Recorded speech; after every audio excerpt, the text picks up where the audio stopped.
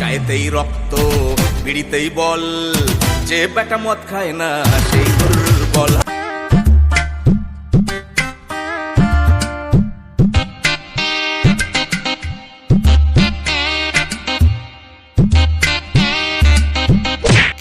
এই সানি, তোকে যেটা বলেছিলাম তুই সেটা এনেছিস?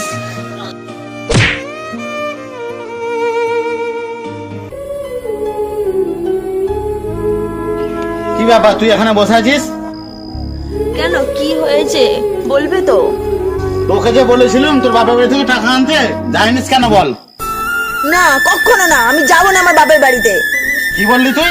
যত বড় মুখ না তত বড় কথা, যেতে পারবি না? আমার মুখে মুখে তর্ক? এখনো বলছি তুই টাকাটা আনবি কিনা বল। না বললাম তো, শুনতে পাও না নাকি? আমি কখনো তোমাকে বাবার বাড়ি থেকে টাকা এনে দেবো না। এই আগের মাসে অতগুলো টাকা এনে দিলাম, সব তুমি মদের পেছনে খরচা করেছো, জুয়া খেলে। আমি আর একদম যাব না বাপের বাড়ি থেকে টাকা আনতে। কি বললি তুই? তোর বড্ড সাহস বেড়ে গেছে। হুম,